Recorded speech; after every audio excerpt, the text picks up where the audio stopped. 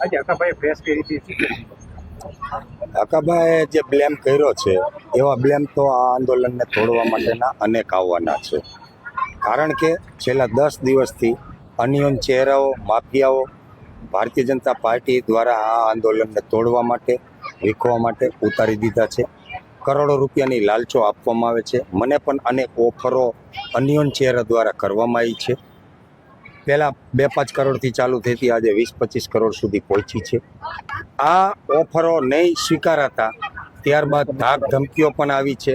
જોઈ લેશું, આમ કરી નાખશું, ટાંટિયા તોડી નાખશું. ત્યારબાદ એવી વાત મારી નાખવાની અનિયન ચહેરા દ્વારા વારંવાર ધાક ધમકીઓ પણ આપવામાં આવી છે. આપના મીડિયા માધ્યમથી મેં ઘણી બધી ચેનલોમાં આજથી 5 દિવસ પહેલાં આ મેસેજ આપેલો છે કે મને એન્કાઉન્ટર કરવાની છેલ્લે કે સરકાર દ્વારા તમારું એન્કાઉન્ટર પણ થઈ શકે છે, આવી ધમકીઓ આપવામાં આવી છે. એટલે આજે ગુજરાતના તમામ ખેડૂતોનું જે સમર્થન મળી રહ્યું છે, સરકારશ્રીમાં પ્રેશર થયું છે અને કાલે જ કેબિનેટમાં આની ચર્ચા થઈ છે અને મૌખિક કાલે જ કૃષિ મંત્રીએ રજૂઆત કરી છે. એટલે ક્યાંક ને ક્યાંક સરકાર આ ઉપવાસ છાવણીથી, કિસાન આંદોલનથી દબાણી છે અને દેવા માટે મજબૂર થઈ છે. તો એમને ન્યાય આપવાની મનસા હોવાથી, કારણ કે ભારતીય જનતા પાર્ટી આજ સુધી કોઈને કંઈ પીરસ્યું જ નથી, એટલે એને આપવું નથી એવી મનસા એની સ્પષ્ટ થાય છે. એ આ આંદોલન તોડવા માટેના તમામ સામદંડ ભેદની નીતિ અપનાવી રહી છે. આવનારા સમયમાં આથી પણ મોટા બ્લેમ થઈ શકે છે.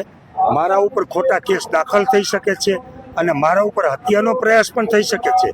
તો ટૂંક સમયમાં જ હું મોરબી એસપી સાહેબને મારા પ્રોટેક્શન માટે હું આજે જ બપોર પછી પ્રોટેક્શન માટેની અરજી કરવાનો છું અને મારું પ્રોટેક્શન માંગવાનો છું. અત્યારે સોશિયલ મીડિયામાં વાયરલ થયો છે વિડીયો, જેમાં હકાભાને તમે બંને વાત કરો છો 2 કરોડ રૂપિયામાં તમે સેટિંગ કરવાનું કહો છો, 1 કરોડ રૂપિયા તમારા અને 1 કરોડ રૂપિયા એના, એવી વાત કરો છો. કરશે બધી વાતો, અવાજ તમારો છે.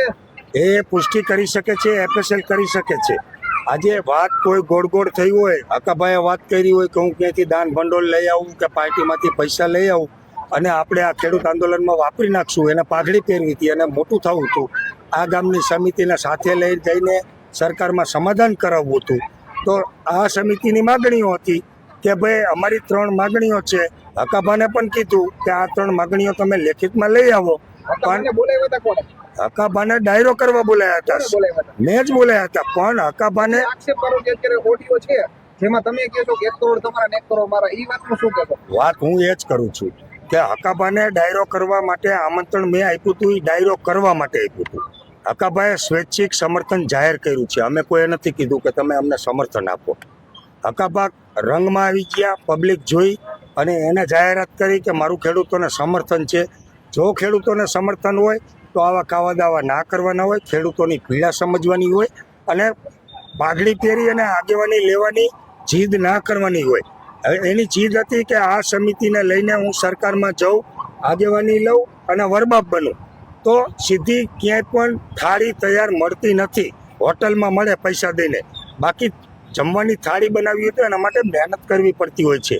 એટલે હકાભાના જે બ્લેમ છે એ એની જગ્યાએ છે ને એથી મોટા બ્લેમ હજી આવશે આ આંદોલનને તોડવા માટેના. ઓડિયો માટે તમે શું કહેશો? એ એફએસએલ કરી શકે છે, એફએસએલ કરી શકે છે, કેસ કરી શકે છે.